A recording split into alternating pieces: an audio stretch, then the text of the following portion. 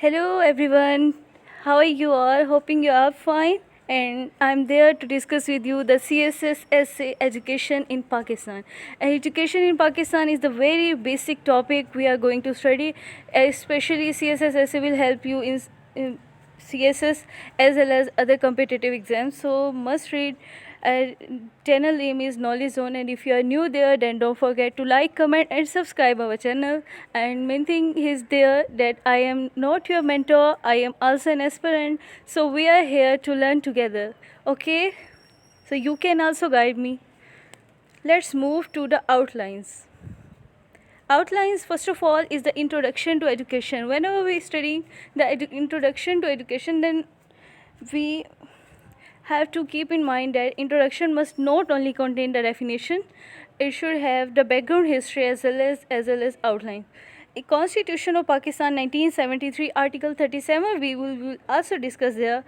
Pakistan's rank in world education system, education scenario, concurrent legislative list, literacy rate in Pakistan, HEC strategy games, achievement in faculty development, allocation of funds for education sector, GDP rate, economic impact on education, social impact on education, religious impact on education, hurdles and suggestions. So first of all is introduction. Here we will see that I have not written just the definition there. You will see that I have started with the very beginning of life. But I mean here that we are going to discuss about the background history. यहाँ पे हम सबसे पहले background देखेंगे. Background लेने के बाद हम अगर एजुकेशन, यहाँ पे मैंने इंट्रोडक्शन बहुत शॉर्ट लिखा है क्योंकि यहाँ पे इतना बड़ा फुल ऐसे हम 3500 वर्ड्स का नहीं लिख सकते हैं.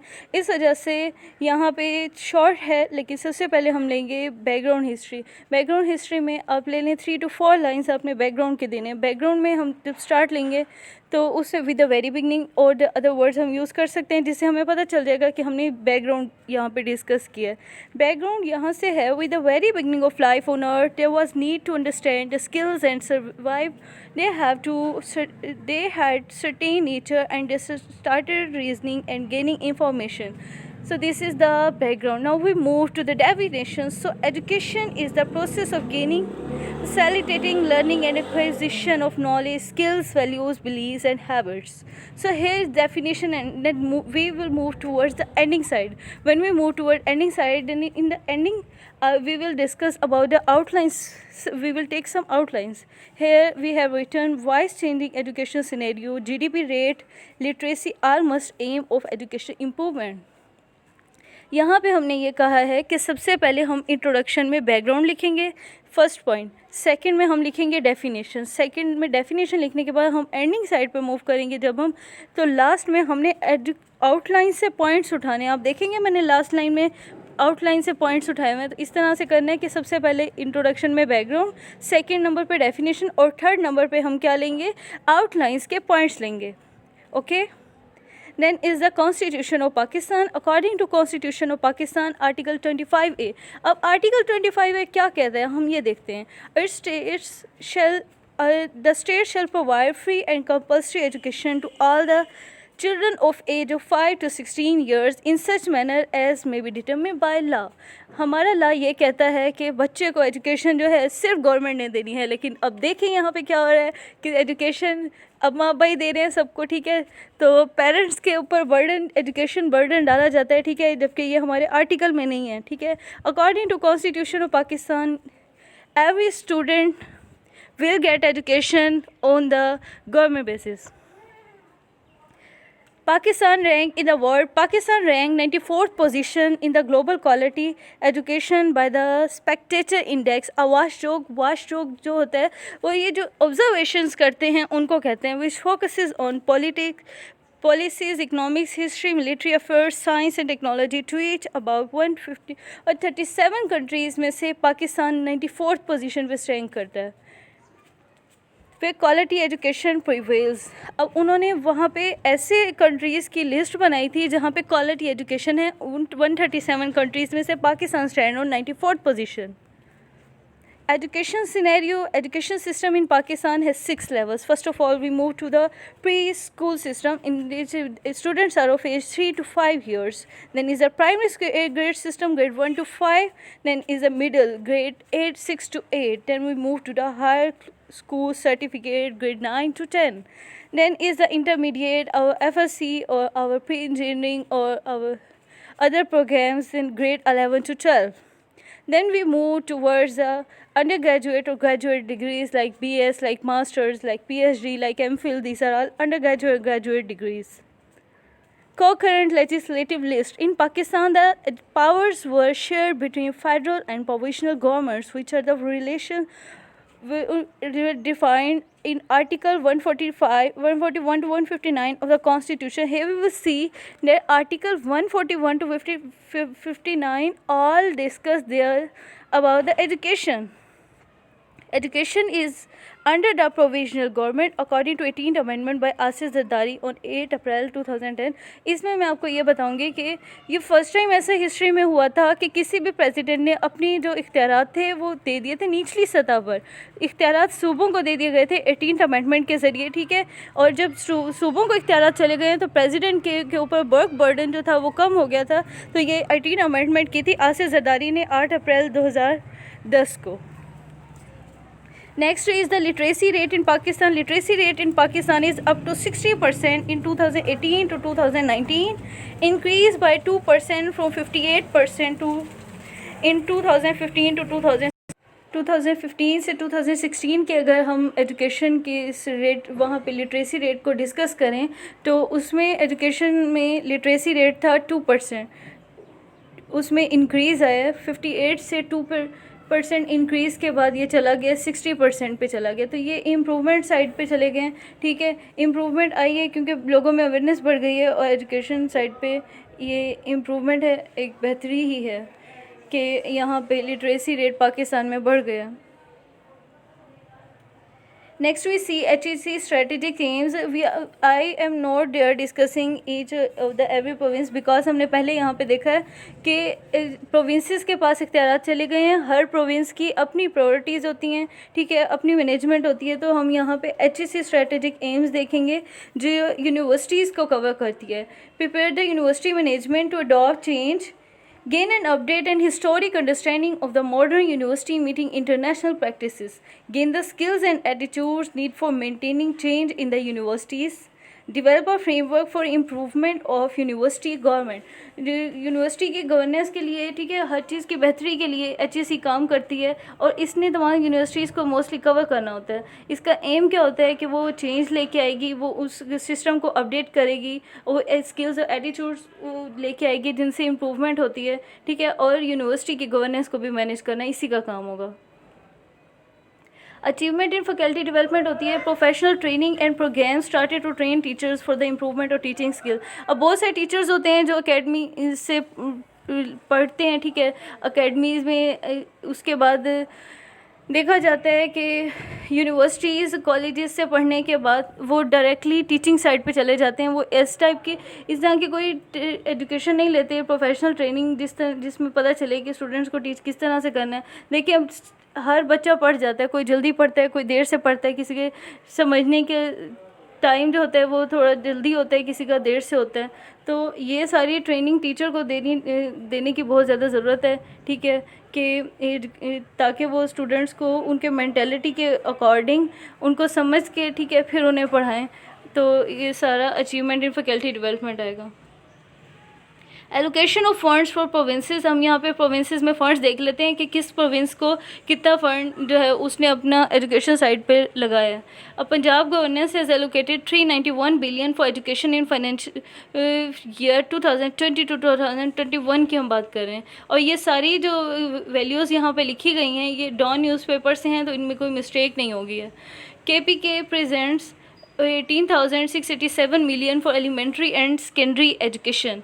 Balochistan allocated 63.5 billion for education. Sindh government allocated 21.1 billion for education sector. तो देखें यहाँ पे हर प्रोविंस ने खुद ही अपने बजट में से एजुकेशन के लिए बजट सेट किए. तो ये एजुकेशन जो है ये हम किसी एक गवर्नमेंट को ब्लेम नहीं कर सकते कि इसकी वजह से ख़राब हो रही है. हर गवर्नमेंट जो है जिस अपने अपने प्रोविंस में खुद ही मैनेज करती है एजुकेशन को. तो इम्प्रूवमेंट करनी है तो प्रोविंसेस को खुद ही अपने वहीं पे करनी होगी अपने सूबों में. GDP rate in Pakistan. Pakistan public expenditure on education as a percentage of GDP is estimated at 2.3% in the 2019 to 20 fiscal year. GDP rate में एजुकेशन के लिए बहुत ही कम है. ठीक है, ये देखा जाए कि 100 में से 2.3% जस्ट एजुकेशन पे खर्च कर रहे हैं. ठीक है, प्रायोरिटीज़ तो ना हुई ना एजुकेशन, क्योंकि जो चीज़ प्रायोरिटी होती है उसके लिए सबसे ज़्यादा बजट की फंडिंग होती है. तो एजुकेशन के लिए फंडिंग जस्ट 2.3% GDP है. तो ये बहुत ही कम रेट है. ये कहीं से नहीं लग रहा कि एजुकेशन जो है ये टॉप मोस्ट प्रायोरिटीज़ में आता है. इकोनॉमिक इम्पैक्ट ऑन एजुकेशन हम देख लेते हैं. Economic welfare impact on education in budget making. Investment in education improve the economic growth. जब हम एजुकेशन में इन्वेस्टमेंट करते हैं तो ऑब्वियसली बात है इकोनॉमी इम्प्रूव होती है. ठीक है, इकोनॉमिक डाउनफॉल अगर आ जाए तो बजट मेकिंग में इस तरह से इम्पैक्ट पड़ता है. देखें, अगर हमारी इकोनॉमी डाउन है और हमने बजट बनाना है तो हम बजट में किधर से इतने पैसे रखेंगे एजुकेशन के लिए? तो हम वो नहीं रखेंगे. अगर इकोनॉमी डाउन हो जाएगी तो एजुकेशन के लिए बजट मेकिंग में भी इशू आएगा.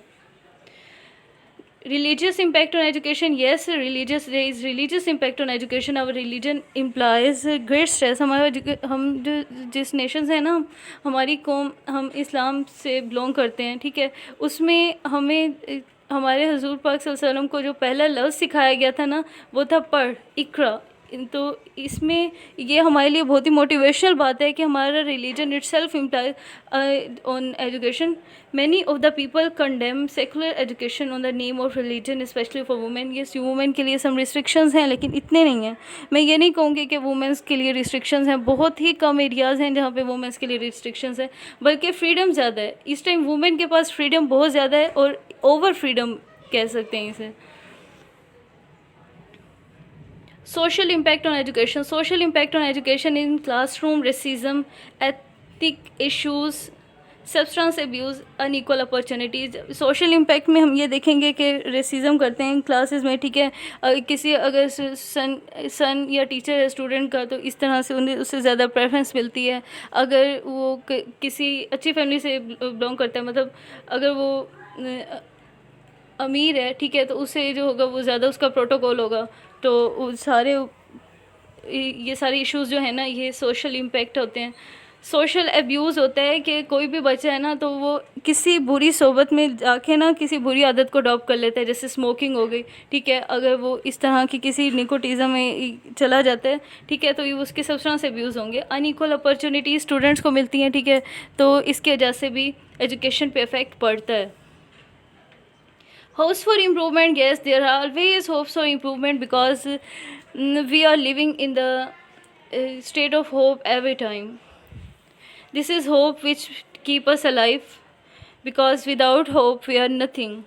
क्वालिटी एश्योरेंस मेन थिंग होती है कि क्वालिटी अश्योर करने की बहुत ज़्यादा ज़रूरत है. Standard assessment and acceleration. ठीक है, इन सब प्रोसेस में हमें क्वालिटी को अश्योर करने की ज़्यादा ज़रूरत है. Increase in scholarship for PhD programs. जब भी हम PhD कराते हैं, ठीक है, तो स्टूडेंट्स को ज़्यादा से ज़्यादा स्टूडेंट्स को स्कॉलरशिप दिए जाते हैं कि वो PhD प्रोग्राम में इनरोल हों. इससे ये होता है कि इम्प्रूवमेंट आती है. Free primary and secondary education. Yes, there is also hope for free primary and secondary education, though there is free education in Pakistan, but not at that level where it should be. Promotion of equality. Financial allocation of 7% GDP. 7% GDP allocation की ज़रूरत है. Good governance and management. Increasing literacy rate. Bridging the public-private divide. Upgradation of schools to a higher level, career counseling of teachers and students, enhancing the availability of water quality, well quality. ठीक है, यहाँ पे हम ये चीज़ देखेंगे कि जब भी हमने टीचर्स को, स्टाफ को हायर करना है तो ये चीज़ श्योर करनी है तो जो हम स्टाफ हायर कर रहे हैं वो वेल क्वालिफाइड होना चाहिए. Teachers professional training during and pre teaching. जब भी हम टीचिंग के लिए स्टाफ को हायर करते हैं तो उनकी प्रोफेशनल ट्रेनिंग बहुत ज़्यादा ज़रूरी होती है। कैरियर काउंसलिंग की भी ज़रूरत होती है, ठीक है। स्टूडेंट्स की कैरियर काउंसलिंग से ये होता है, उन्हें पता चलता है कि हमने किस सब्जेक्ट में जाना है, किस सब्जेक्ट में हमें हमारी स्किल्स ज़्यादा अच्छी हैं, हमें किस फील्ड में जाना चाहिए। और टीचर्स की जब काउंसलिंग होती है तो वो नए आइडियाज़ उन्हें मिलते हैं कि वो किस तरह से स्टूडेंट के लिए इम्प्रूवमेंट ला सकते हैं। बीजिंग स्कूल प्राइवेट डिवाइड, देखिए बहुत ज़्यादा डिफरेंस क्रिएट किया जाता है कि ये गवर्नमेंट स्कूल का बच्चा है, ये प्राइवेट स्कूल का बच्चा है, तो इसकी पढ़ाई में बहुत फ़र्क होगा। और वो पढ़ाई, वो जो फ़र्क है ना, वो किसी तरह कम करने की कोशिश करनी चाहिए। तो गवर्नमेंट स्कूल्स को इस तरह की एजुकेशन इम्प्रूवमेंट की ज़रूरत है कि ये गैप को कम किया जा सके। Hopes for improvement, yes, there are always hopes of improvement, and there are much more. Discouraging child labor. There are various countries where there is a child labor, especially in Pakistan, where छोटे छोटे बच्चे होते हैं और वो labour, किसी न किसी लेबर में इन्वॉल्व हुए होते हैं।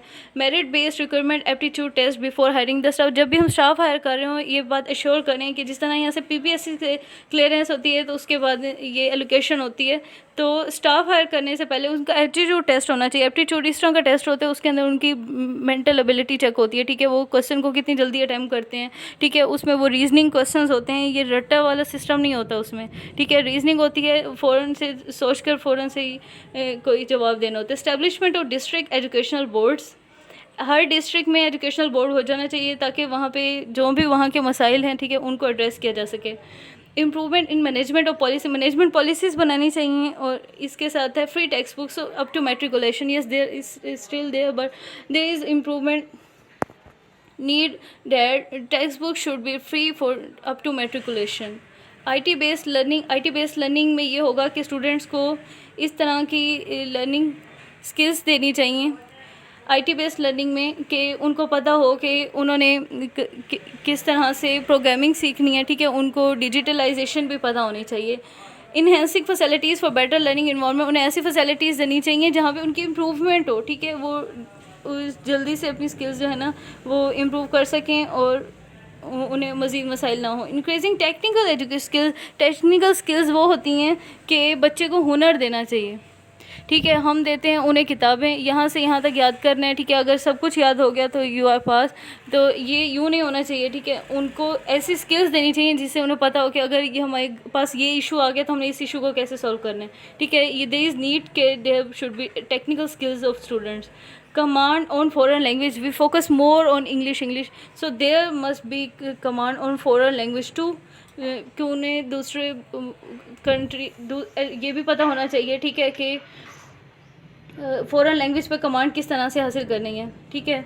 Ensuring maximum number of children admissions to school. जो भी किसी भी इंस्टीट्यूट में एरिया में अगर इंस्टीट्यूट है तो वहाँ पे इस बात को इंश्योर करना है कि वहाँ के मैक्सिमम पीपल जो हैं वो अपने स्टूडेंट्स को, अपने बच्चों को एजुकेशन दिलवाएंगे और उन्हें स्टूडेंट्स को स्कूल में भेजेंगे। Improvement in school environment. School environment matter करती है। अगर स्कूल इन्वायरमेंट इस तरह का होगा जो स्टूडेंट्स को अट्रैक्ट करेगा तो वो लाजमी बात है वो स्कूल खुशी से आएंगे, ठीक है। तो एजुकेशन इन्वायरमेंट में इम्प्रूवमेंट आएगी।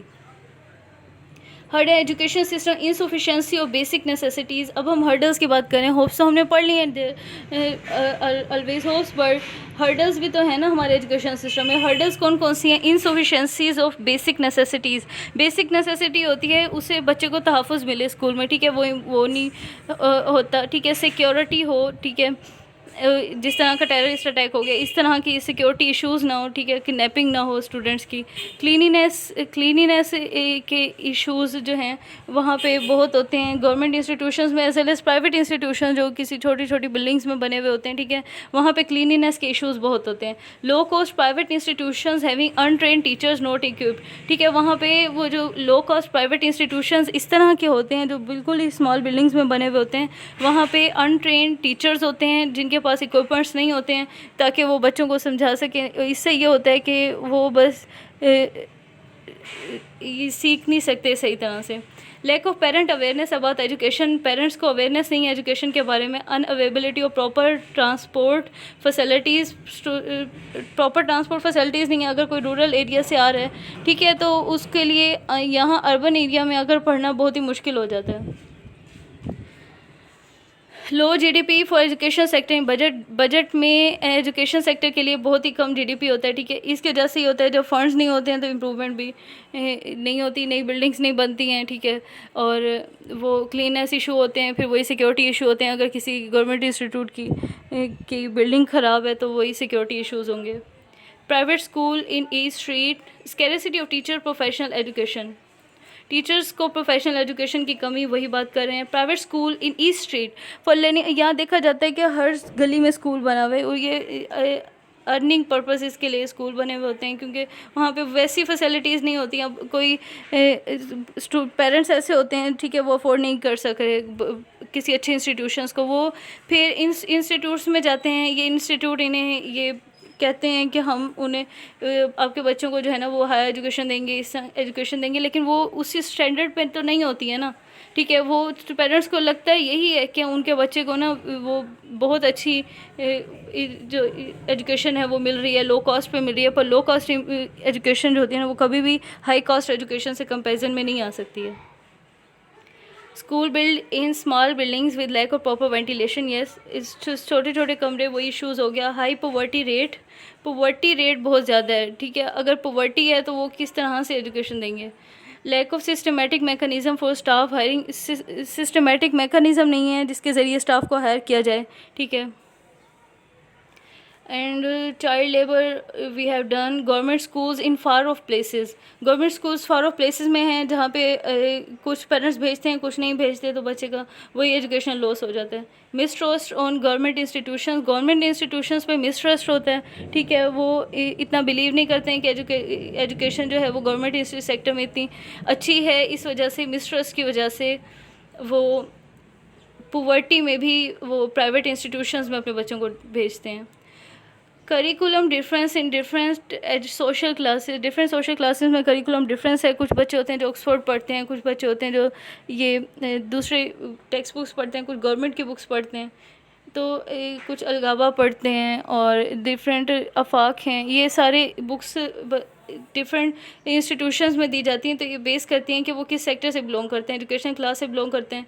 तो ये डिफरेंस, ये जो होता है ना, ये आगे जाके डिफरेंस ये बहुत ज़्यादा प्रॉब्लम होती है, क्योंकि अगर कोई दूसरी सोशल क्लास से है, ठीक है, उसने दूसरी बुक्स पढ़ी होंगी तो उसके पास इम्प्रूवमेंट नॉलेज उसके पास ज़्यादा होगा, तो आगे ये जब कम्पिटिटिव टेस्ट में जाते हैं तो वहाँ पे ये इशू बहुत होता है। क्योंकि वो अगर किसी का बैकग्राउंड इतना वो नहीं है, अच्छा नहीं है, उसने एजुकेशन जो है ना वो text books, government text books से ही पढ़ी हैं, तो उससे ज़्यादा इशू होगा।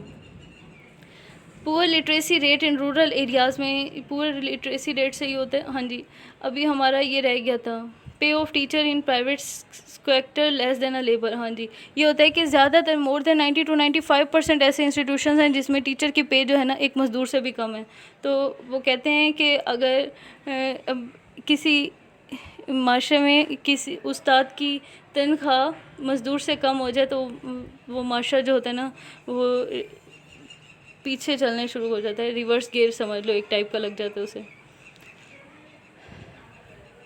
क्योंकि जिससे तुमने इम्प्रूवमेंट करवानी है, ठीक है, उसकी पे ही इतनी कम रखोगे कि जब वो अपनी स्ट्रेसेस से ही नहीं निकल सकेगा, वो कहाँ से बच्चों को पढ़ाएगा। ये मैं गवर्नमेंट इंस्टीट्यूशंस की बात नहीं करी, ये प्राइवेट इंस्टीट्यूशंस हैं। Poor literacy rate in rural areas में एजुकेशन में वहाँ पे लिटरेसी रेट इतना नहीं होता है, ठीक है। ये वहाँ पे वजह होती है कि पेरेंट्स बच्चों को स्कूल नहीं भेजते हैं। अर्ली मैरिजेस ज़्यादातर ये होता है, वैसे मैं तो इसके अगेंस्ट नहीं हूँ, ठीक है। अर्ली मैरिजेस ऑफ गर्ल्स जो होती हैं, इसकी वजह से बहुत ज़्यादा गर्ल्स जो होती हैं वो एजुकेशन से दूर हो जाती हैं। Lack of proper planning and management, proper planning और मैनेजमेंट की कमी है, जिसकी वजह से अब कोई प्लान नहीं होगा अगर एजुकेशन सेक्टर में, तो इम्प्रूवमेंट के chances zero. Social constraints, social फ़र्क जो करते हैं एक दूसरी सोशल क्लासेस में, तो वही बात की हुई है। यहाँ पे जेंडर गैप होता है कि बच्चे को पढ़ा लिया तो काफ़ी है, बच्ची को पढ़ा के क्या करना है, तो ये सारे जेंडर गैप्स हैं।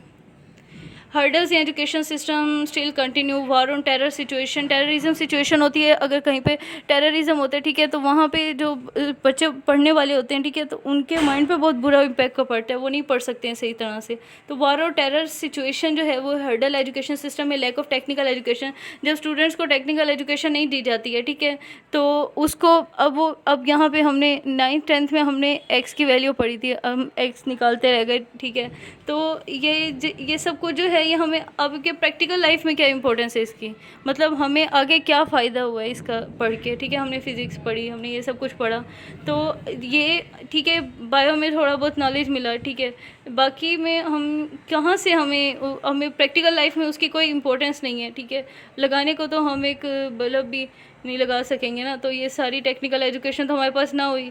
Natural disasters, flood, earthquake and pandemic हो जाते हैं, ठीक है, वो कहाँ अगर कहीं पे ना फ्लड आ जाता है तो स्कूल सारे ड्रॉन, घर सब कुछ ख़त्म हो जाएगा, ठीक है, तो वहाँ पे नेचुरल डिज़ास्टर्स की वजह से तो काफ़ी अर्से तक वहाँ पे एजुकेशन का सोचो भी ना। अर्थक्वेक आ जाते हैं, अर्थक्वेक्स में बिल्डिंग्स डिस्ट्रॉय हो जाते हैं, पेंडेमिक जैसे कि आजकल कोविड आया हुआ है, कोविड के जैसे ये सारे नेचुरल डिज़ास्टर्स की वजह से एजुकेशन में बहुत ज़्यादा लॉस होता है बच्चों का। कॉस्ट ऑफ हायर एजुकेशन की कॉस्ट इतनी होती है, ज़्यादा होती है कि ज़्यादातर बच्चे जो हैं वो ग्रेजुएट, अंडर ग्रेजुएट प्रोग्राम्स तक भी नहीं जा सकते हैं, ठीक है, कुछ जाते भी हैं तो वो सेल्फ फाइनेंस बेस पे इस तरह से चले जाते हैं कि वो खुद काम करते हैं, ठीक है, इस तरह से कुछ आगे चले जाते हैं, लेकिन ज़्यादातर जो होते हैं वो वहीं रुक जाते हैं। Deficiency of students, parents and teachers counselling, teachers, parents और स्टूडेंट्स की काउंसलिंग की बहुत ज़्यादा कमी है, जिसकी वजह से हर्डल आ रही है एजुकेशन सिस्टम में। पेरेंट टीचर मीटिंग भी ये एक फैक्टर है, ठीक है, अगर किसी एजुकेशन सेक्टर में पेरेंट टीचर मीटिंग अटेंड की हो तो वहाँ पे देखें कि वहाँ पे बच्चों को सारी सिचुएशन जो होती है वो पेरेंट्स बताते हैं टीचर्स को, टीचर्स बताते हैं पेरेंट्स को, इस तरह से उन्हें पता चलता है कि कहाँ पे मसला कहाँ पे आ रहा है। मेन लैक ऑफ फंड्स की कमी की वजह से भी ये होता है। पेट्राइकल फ्यूडल कल्चर, हमारा जो फ्यूडल कल्चर है, ठीक है, इसके वजह से भी एजुकेशन में हर्डल आ रही है। सजेशंस मैंने यहाँ पे नहीं लिखी हैं, fill it by your comments in comment section. तो मैंने यहाँ पे सजेशंस इसलिए नहीं लिखी क्योंकि सजेशंस आप बताएंगे मुझे, ठीक है, and it is presented by me. Share your comments, like, subscribe the channel. अल्लाह हाफिज़।